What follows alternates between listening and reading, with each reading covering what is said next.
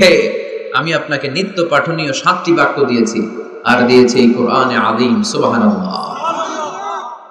যারা ফরজ নামাজ আমরা পড়ি প্রতিদিন কমসে কম 17 বার এই সূরাটা পড়তে হয়। কতবার? যারা সুন্নাহ সহ পড়ি কমসে কম 40 বার এই সূরাটা পড়তে হয়। তার মানে যেই ব্যক্তির বয়স 50 কিংবা 60 আর তিনি জীবনে নামাজ কাজা করে নাই, তাহলে ওই লোকটা জীবনে কত লক্ষবার সূরা ফাতিহা পড়ছে উনি নিজেও জানে না, ঠিক কি না? তারপরেও কোনদিন কি মনে হয়েছে যে সূরা ফাতিহাটা পুরাতন লাগে? এত বললাম লক্ষ লক্ষ বার, এখন আর আগের মতো টেস্ট পাই না, এরকম মনে হয়? গরুর গোশত পছন্দ করেন কে কে? আচ্ছা, হাত নামান। তো এই যে গরুর গোশত, হ্যাঁ, গরম ভাতের সাথে ঝাল গরুর মাংস, আহা, ওই যে অনেকের জিহ্বায় পানি চলে আসছে। তো এটা অনেক মজাদার একটা খাবার, যদিও কোলেস্টেরল খুব হাই এটাতে। তো এই গরুর গোশত কেউ যদি আপনারা সকালবেলা দেয়, দুপুরে দেয়, আবার বিকেলে দেয়, রাতে দেয়, তারপরের দিন দেয়, তারপরের সপ্তাহ, টানা 1 মাস 3 বেলা গরুর গোশত, ভাল লাগবে? খাওয়া যাবে? রুচিতে আসবে? একটা সঙ্গীত কারো ভালো লাগে, 1 দিন 2 দিন 3 দিন সব সময় বাজাচ্ছেন, কয়েক মাস টানা শোনার পরে এটা ভালো লাগে? নতুন একটার দরকার আছে না নাই? কিন্তু এত লক্ষবার, এত কোটিবার সূরা ফাতিহা আমরা পড়ছি, প্রতিদিনই পড়ছি। এই তো জোহরের নামাজেও পড়ে আসলাম, আবার আসরের নামাজেও পড়বো, আবার মাগরিবেও পড়বো। কখনো কারো কি মনে হয়েছে যে সূরা ফাতিহাটা কেমন জানি পুরান লাগে? আজকে কুল হুয়াল্লাহ দিয়ে শুরু করব, এরকম কি কখনো কারো মনে হয়েছে? এর কারণ এটা সাবআম মিনাল মাসানি, নিত্য পাঠনীয় সপ্তবাক্য। এটা কোনোদিন পুরান হয় না, এটা এভারগ্রিন, চিরসবুজ আর চিরনতুন। আল্লাহু আকবার। এজন্য আল্লাহ বললেন, লাকাদ আতাইনাকা সাবআম মিনাল মাসানি ওয়াল কুরআনাল আযীম। নবী গো, আমি আপনারে নিত্য পাঠনীয় সপ্তবাক্য সূরা ফাতিহা দিয়েছি, সাথে সাথে কোরআনে আযীম দিয়েছি। বিষ্ণু ঈসা ইসলামের ইরশাদ করেন, সূরা ফাতিহার মর্যাদা, স্ট্যাটাস এত বেশি, এর সমমর্যাদাপূর্ণ কোন সূরা তাওরাতের ভেতরে নাই, ইনজিলের ভেতরে নাই, জাবুরের ভেতরে নাই, সুহুফে ইব্রাহিম আর মুসার ভেতরে নাই, আল্লাহর পাঠানো 104টা আসমানি কিতাবের কোনটার ভেতরে নাই, যেটার নাম হচ্ছে সূরাতুল ফাতিহা। পড়েন সুবহানাল্লাহ। এটা কোরআনের সবচাইতে দামি সূরা, আ'যামুস সুওয়ার ফিল কোরআন। এই সূরাটা সর্বপ্রথম একসাথে এট এ টাইমে নাজিল হয়েছে, ভেঙে ভেঙে নাজিল হয় নাই। কোরআনের অন্যান্য সূরা ভেঙে ভেঙে নাজিল হয়েছে, সর্বপ্রথম যে সূরাটা একেবারে শুরু থেকে শেষ নাজিল হয়েছে, সূরাটার নাম হচ্ছে সূরাতুল ফাতিহা। আওয়াজ করে পড়েন, সূরাতুল ফাতিহা। ফাতিহা মানে হচ্ছে ভূমিকা, ফাতিহা মানে কি? ইন্ট্রোডাকশন। এই যে আমরা প্রবন্ধ লিখি, প্রবন্ধের একটা ভূমিকা আছে না? আমরা যখন গরু রচনা লিখি, একটা ভূমিকা আছে না? তো এই যে 30 পারা কোরআন আল্লাহ লিখে পাঠালেন, আমাদের জন্য দিলেন, এর একটা ভূমিকার দরকার আছে না নাই? আল্লাহ সূরাতুল ফাতিহাকে এই কোরআনের ভূমিকা হিসেবে এই সূরার শুরুতে স্থান দিয়ে দিলেন। সুবহানাল্লাহ। মাহফিলের পরে বললেও চলবে, সুবহানাল্লাহ বললে লাভ না লস? একবার সুবহানাল্লাহ বললে মাহফিলগুলোতে কি বরকতে, হুজুররা একটু পর কয় পড়েন সুবহানাল্লাহ, আমরাও পড়ি সুবহানাল্লাহ, আর ওইদিকে যে আমলনামা কিভাবে উপরের দিকে উঠতেছে আমরা নিজেরাই টের পাই না। একবার সুবহানাল্লাহ পড়লে এই আকাশ আর জমিনের গ্যাপ আল্লাহ সওয়াব দিয়ে পূর্ণ করে আপনার আমলনামায় ঢুকায় দিবে। দেখেন কত চালাক, সওয়াবের কথা শুনছে, এখন সুবহানাল্লাহ গলা ফাটায়। সওয়াব আছে যেখানে আমরা আছি, এজন্য সুবহানাল্লাহ, আলহামদুলিল্লাহ, আল্লাহু আকবার, এই তাসবিহগুলো যেন আমরা বেশি বেশি পড়ি। তো আমরা যে সূরাটা থেকে কথা শুনতেছি, সূরাটার নাম সূরা, সবাই বলেন কি নাম? সূরাতুল ফাতিহা। এটার আরেকটা নাম হচ্ছে উম্মুল কিতাব, মানে কিতাবের মা। উম্মুনের আরেকটা অর্থ হচ্ছে সেন্টার, কেন্দ্র। এটা কোরআনের কেন্দ্র। বিস্তারিত যা বলেছে সূরা ফাতিহায় আল্লাহ সংক্ষেপে সেটা তুলে ধরেছে। তার মানে পুরো কোরআনকে সংক্ষিপ্ত করলে ওটা সূরা ফাতিহা হয়ে যায়, আবার সূরা ফাতিহাকে ব্যাখ্যা করলে পুরো কোরআন হয়ে যায়। এই সূরার আরেকটা নাম হচ্ছে সূরাতুল ওয়াফিয়া। কি নাম? মানে অখণ্ড সূরা। কি সূরা? এই সূরাকে খণ্ড করে পড়া যায় না। পড়া যায়? অন্যান্য সূরাকে পড়া যায়। যেমন সূরা আর রহমানের অর্ধেক আমি 1 রাকাতে পড়লাম, দ্বিতীয় রাকাতে বাকি অর্ধেক আমি পড়লাম, কোনো সমস্যা আছে? অথবা সূরা নাবার অর্ধেক আমি 1 রাকাতে পড়লাম, দ্বিতীয় রাকাতে বাকি অর্ধেক, সমস্যা আছে?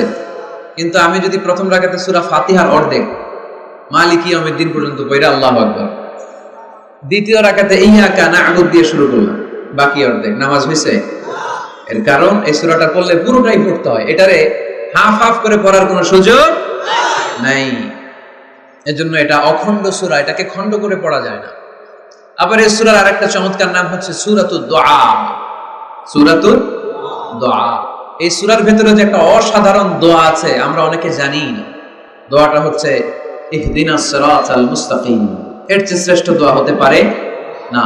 ও আল্লাহ, show us the right path, show us the correct path, show us the straight path. আল্লাহ তুমি সোজা পথ দেখাও, স্ট্রেইট ফরওয়ার্ড পথ দেখাও। আমরা অনেক সময় পথ ভুলে যাই, ডানে বাঁয়ে মোড় নেই, আমাদের পথ দেখায় কে? আমি যদি কোনদিন পথ ভুলে যা, হাত ছানি দিয়ে কাছে নিও, মমতার বন্ধনে আমায় বেঁধে সব ভুল ক্ষমা করে দিও। আমি যদি কোনদিন পথ ভুলে যা, হাত ছানি দিয়ে কাছে নিও, মমতার বন্ধনে আমায় বেঁধে সব ভুল ক্ষমা করে দিও। পড়েন আমিন। আমরা যদি পথ ভুলে যাই, পথ দেখায় কে? বিশ্বনবীকে পথ দেখিয়েছেন কে? ওয়াজাদাকা দাল্লান ফাহাদা। নবী হে, you are searching the truth, then I guided you to the right way. নবী আপনি পথ খুঁজছিলেন, 40 বছর ধরে আপনি মহাসত্যের অনুসন্ধান করছিলেন, ঠিক ওই মুহূর্তে আমি আপনাকে সঠিক পথের দিশা দিয়েছি। পড়েন আল্লাহু আকবার। এজন্য সূরার আরেকটা নাম সূরাতুদ দুআ। দোয়ার সূরা, প্রার্থনার সূরা। কেমন করে দোয়া করতে হয় সে কথা ওই সূরার ভেতরে আছে না নাই? আবার এই সূরার একটা নাম সূরাতুস সালাহ, নামাজের সূরা। এই সূরা ছাড়া নামাজ হয় না। হবে? বাইতুল মুকাররম আমাদের জাতীয় মসজিদের ইমাম সাহেব সূরা ফাতিহা ছাড়া নামাজ পড়েছে, এটা হয়ে গেছে জাতীয় মসজিদ, কিন্তু হবে না। কাবা ঘরের সম্মানিত ইমাম শেখ আব্দুর রহমান আস-সুদাইস, উনি সূরা ফাতিহা ছাড়া নামাজ পড়ালে এইটা হবে, বলে কি? ওনারটাও হবে না। কারণ বিষ্ণু ঈসা ইসলাম বলেছেন লা সালাতা লিমান লাম ইয়াকরা বিফাতিহাতিল কিতাব। সূরা ফাতিহা যে সালাতে পড়ে না তার সালাত কোনোদিন আল্লাহর দরবারে কবুল হবে না। এজন্য এই সূরার নাম সূরাতুস সালাহ, সালাতের সূরা। এই সূরার আরেকটা নাম হচ্ছে সূরাতুশ শিফা, শিফার সূরা। অসুস্থ ব্যক্তিকে এই সূরা পড়ে ফু দিলে সুস্থ করে দেয় কে? সূরা ফাতিহা পড়ে ফু দিবে। আমাদের কাছে অনেকে পানি পড়া নিতে আসে, তো আমরা এই সূরা ফাতিহা পড়ে ফু দিই। যে কোনো পীর সাহেব হুজুরের কাছে গেলে, ইমাম সাহেবের কাছে গেলে যে দোয়াটা পড়ে পানি পড়া দেয়, দোয়াটার নাম কি? সূরা ফাতিহা। দেখবেন হুজুর সব কথা বলতেছে আওয়াজ করে, দোয়াটা ফিসফিস করে পড়ে। কারণ আপনি শুনে ফেলাইলে হুজুরের খাওয়া নাই, ঠিক কিনা? এজন্য আমাদের কাছে আসলে আমরা জিজ্ঞেস করি কি হয়েছে, পেটে ব্যথা কার? আপনার? কয় না আমার বউ। তো পানি পড়া দেন। সব কথা আওয়াজ করে বলে, দোয়াটা করে ফিসফিস করে। কারণ ওই গোমর যদি ফাঁস হয়ে যায় আমার কাছে কেউ আসবে না। আজকের পাকুন্দিয়ার ময়দানে সব গোমর ফাঁস, ঠিক কিনা? নিজেরাই রকিয়া করব, নিজেরাই ঝাড়ফুঁক করব। আর ঝাড়ফুঁকটা বেশি নিবেন আব্বা আম্মার কাছ থেকে। আব্বারে বলবেন আব্বা ওযু করে আসছেন, নামাজ পড়বেন, সূরা ফাতিহা পড়ে একটু ফু দিয়ে দেন। আম্মারে বলবেন আম্মা আপনি তো এখন ওযু করে নামাজ পড়বেন, আমার মাথায় একটু হাত দিয়ে ফু দিয়ে দেন। আল্লাহর কসম, গোটা বিশ্বের সবগুলো পীর সাহেব হুজুর কোরআন খতম দিয়ে গ্লাসের এক গ্লাসের পানিতে ফু দিবে, আর আরেক গ্লাসে আপনার আব্বা শুধু বিসমিল্লাহ বলে ফু দিবে। মুহূর্তে আপনার আব্বার দোয়াটা আরশে উঠে যাবে। বাবা মারে চিনল না, দোয়া নিতে জানলো না। অনেক দেখেছে এরকম, প্রতি বছর উমরা করে, বাপরে ভাত দেয় না, মারে ভাত দেয় না। ঘরে মা বাবার উপরে রেখে তুমি কাবা ঘরে যে আল্লাহরে খোঁজো, কপাল পোড়া, ঠিক কিনা? এজন্য আব্বা আম্মার কাছ থেকে দোয়া নেবেন। এই রুকিয়াটা করবেন পাকুন্দিয়ার ভাইয়েরা। আল্লাহ রাসূল সাল্লাল্লাহু আলাইহি ওয়াসাল্লাম সূরা ইখলাস, সূরা ফালাক, সূরা নাস 3 কুল পড়ে ফু দিতেন। সূরা ফাতিহা পড়ে ফু দিতেন। এগুলো পড়ে হাত দুটো মিলাবেন, হাতে ফু দিয়ে মাথা থেকে পা পর্যন্ত মাসে করবেন। It's a protection from your Lord. জিন ভূতের আসর, ব্ল্যাক ম্যাজিক, জাদুটোনা, বান মারা, এগুলো আছে নাকি পাকুন্দিয়ায়? কি বলেন এগুলোর আপনারা? বান মারে, জাদু ঝাড়ু যাই হোক, এগুলো কিন্তু মারে, বান মারে, জাদুটোনা করে, ব্ল্যাক ম্যাজিক করে। এগুলো থেকে আমাদের সোনামণিদেরকে আমরা প্রোটেকশন করাবো কিভাবে? ওদেরকে শিখাই দিব সূরা ফাতিহা পড়ে, আয়াতুল কুরসি পড়ে, 3 কুল পড়ে তুমি হাতের মধ্যে ফু দিবা। ফু দিয়ে মাথা থেকে পা পর্যন্ত তুমি নিজেই মাসাহ করবা। তোমাকে প্রোটেকশন দিবে কে?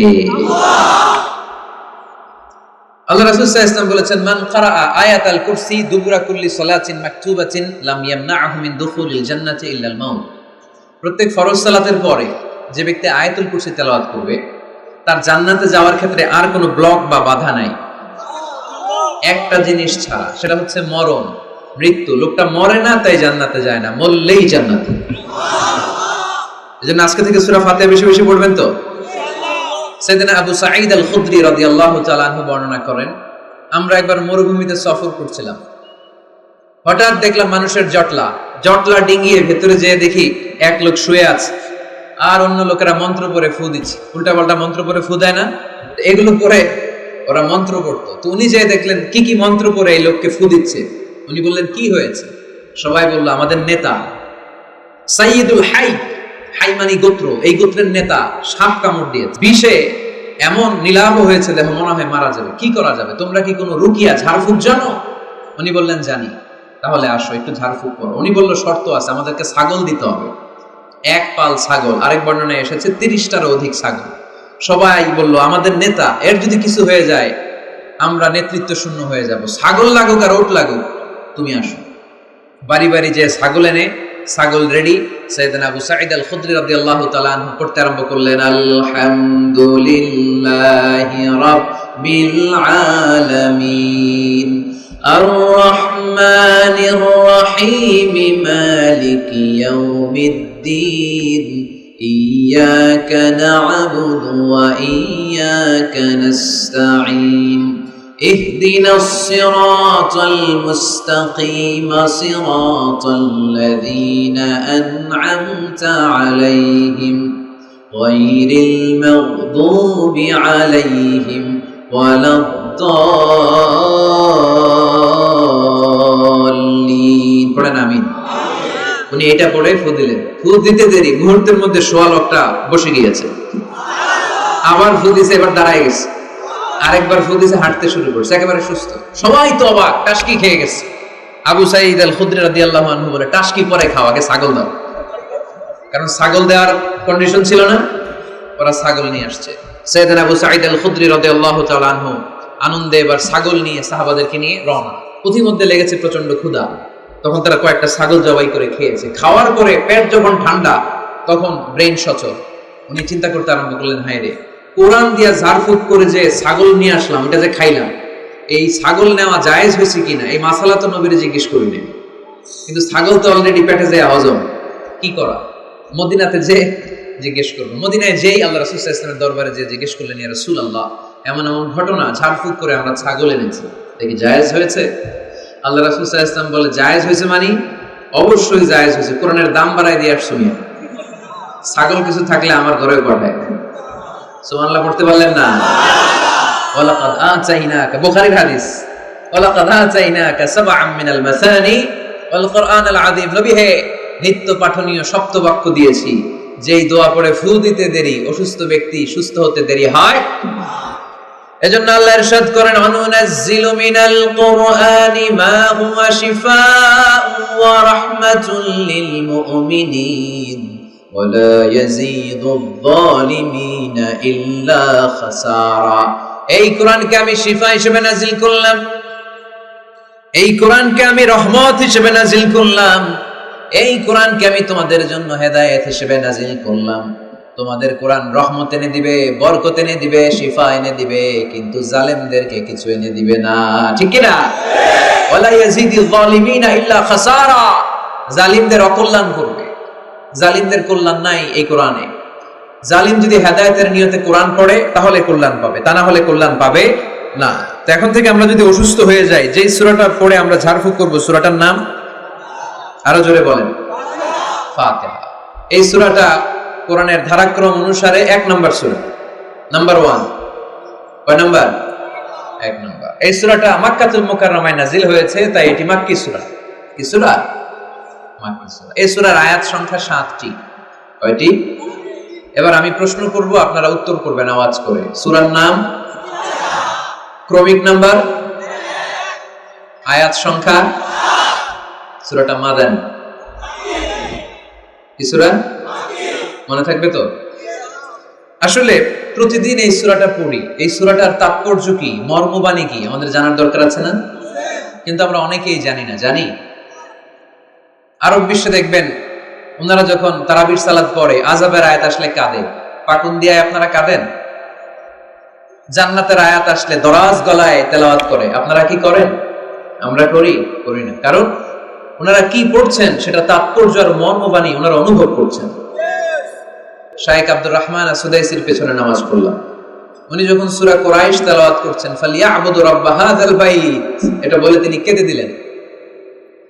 কারণ উনি অর্থ বুঝতে পেরেছেন। আয়াতের অর্থ ফালিয়াবুদু রাব্বা হাযাল বাইত, এই কাবা ঘরের মালিক আল্লাহর ইবাদত করো, এই ঘরের রবের ইবাদত করো। আর ওই ঘরের সামনে দাঁড়িয়ে উনি ইমাম, উনি ওই ঘরের সামনেই দাঁড়ানো আর করতেছে এই ঘরের রবের ইবাদত করো। এটা যখন অনুভব করলেন উনি আর নিজেকে ধরে রাখতে পারলেন না, উনি কান্না জোড়ে দিলেন। উনার পেছনে আমরাও কাঁদতে লাগলাম, কারণ ইমাম যেদিকে মুসল্লিও সেদিকে। উনিও কাঁদে, আমরাও কাঁদি, কারণ অর্থ বুঝতেছি তো।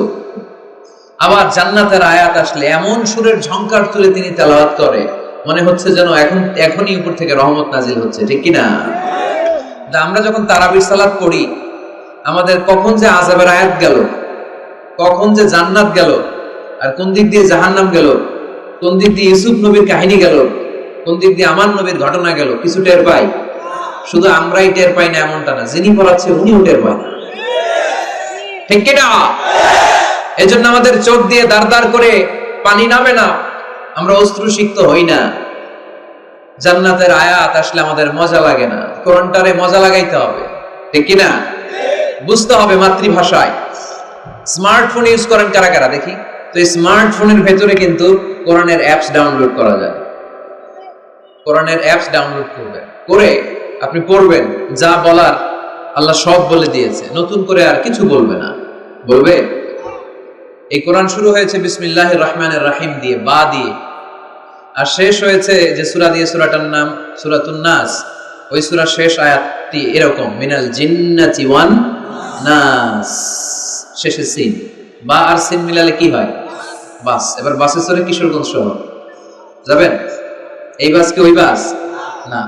এই বাস মানে যথেষ্ট, বাস মানে এনাফ, সাফিসিয়েন্ট। মাঝে মাঝে এরকম হয়, আমরা খাচ্ছি, আমাদের পাতে খাইতে পারি না, আরো তুলে দেয়, কারণ হুজুর একদিন পাইছে, খাওয়াই আজকে মাইরা ফেলবে। তো আমরা বলি বাস বাস, আর লাগবে না ভাই, আর পারছি না, বাস মানে যথেষ্ট আমার জন্য। তো আল্লাহ বুঝাতে চাইলেন 30 পারায় যা দিয়ে দিছি হেদায়েতের জন্য, বাস যথেষ্ট, নতুন করে কোনো কথার দরকার নাই। চিল্লায় বলেন ঠিক কিনা? It's a problem solving methodology, it's not a problem creating methodology. কোরআন কখনো প্যাচ লাগায় না, প্যাচ খোলে। এই যে সুতা দিয়ে বাঁধতে গেলে অনেক সময় প্যাচ লেগে যায় না, এটা কি বলেন আপনারা? গিট্টু। এই কোরআন কি গিট্টু লাগায় নাকি গিট্টু খোলে? সমস্যা তৈরি করে না সমাধান এনে দেয়? সমাধান চাও যদি জীবনে মরণে, ফিরে যাও খোঁজে নাও, চোখ রাখো কোরআনে, ঠিক কি না? পড়েন সবাই। সমাধান চাও যদি জীবনে মরণে, ফিরে যাও খোঁজে নাও, চোখ রাখো কোরআনে। If you want the solution this dunya and akhirah, go back, have a look to the holy কোরআনে, তাই না? সমাধান যদি চাই চোখ রাখতে হবে কোথায়? নাকি এটিএন বাংলার পর্দায়? আর শীতেছে আগামী শুক্রবার ওই পর্দায়, রঙিন পর্দায়, রূপালী পর্দায়, যেই বইয়ের দিকে চোখ রাখতে হবে বইটার নাম কোরআন।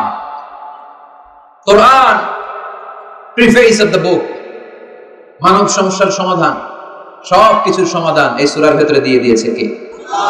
এজন্য নতুন করে আল্লাহ কিছু বলবে না। তখন দিয়ার ভাইরা, এই মোবাইলের ভেতরে কোরআনের অ্যাপস ঢুকাবো আজকে আমরা, আজকে, কালকে না, কালকে ভালো হয়ে যাব, কালকে ভালো হয়ে যাব, কালকে থেকে নামাজ শুরু করব, এরকম অনেক কথা বলতো। এরা আজকে কবরে শুয়ে আছে, এদের জীবনে কালকে আসে নাই। আমরাও তাদের মতো এই লসের খাতায় নাম তুলতে চাই না। আমরা ভালো হব কবে?